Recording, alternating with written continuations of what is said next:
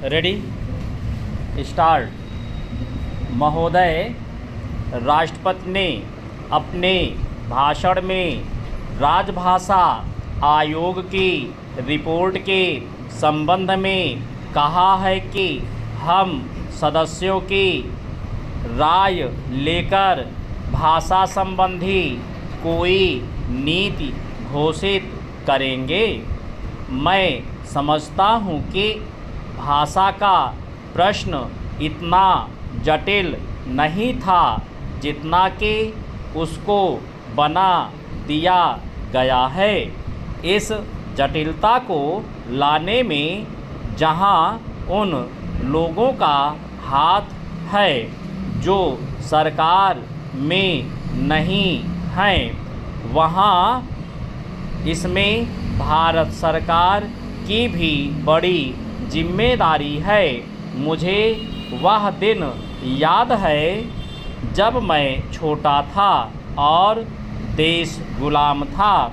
उस वक्त महात्मा गांधी हिंदी के संबंध में चर्चा करते थे और उनकी कृपा के फलस्वरूप और उनके प्रयास के फलस्वरूप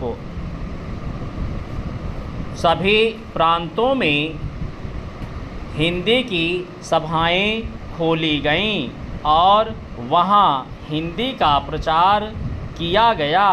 उस समय हम अंग्रेज़ों के गुलाम थे और अंग्रेज़ों ने ही हमारी राजभाषा अंग्रेज़ी घोषित कर रखी थी।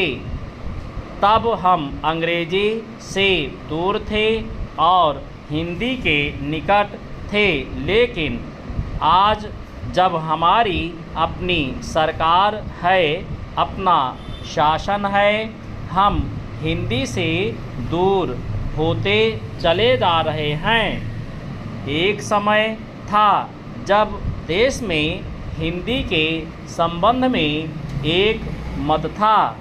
जब देश स्वतंत्र हुआ उस समय अंग्रेजी के संबंध में घोषणा हो जानी चाहिए थी, लेकिन उस समय सरकार चुप हो गई। चेंज। अगर जो देर हो रही है इससे भाषा संबंधी समस्याएं बढ़ती जा रही हैं। मैं नम्रता के साथ सदन के सदस्यों के सम्मुख यह निवेदन करना चाहूँगा कि कितनी विचित्र स्थिति है कि आज हमको अंग्रेजी भाषा का मोह पैदा हो रहा है। आज हिंदी देश की मुख्य भाषा है, इसमें कोई दो मत नहीं हो सकते। यह सबसे अधिक बोली जाने वाली भाषा है। आज इसका विरोध बढ़ता जा रहा है।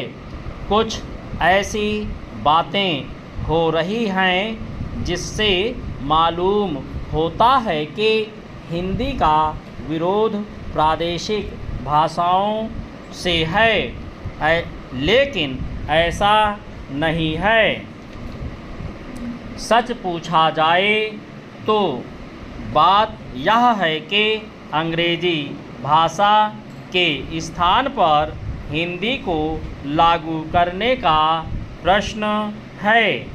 प्रांतों में काम प्रादेशिक भाषाओं में हो, किंतु केंद्र में तो हिंदी भाषा भाषियों को और कुछ तो जो अहिंदी भाषा भाषी लोग हैं उनको यह गलत फहमी हो रही है कि हिंदी वाले बलपूर्वक हिंदी को राजभाषा बनाना चाहते हैं, लेकिन इसमें कोई इस प्रकार का प्रश्न नहीं है।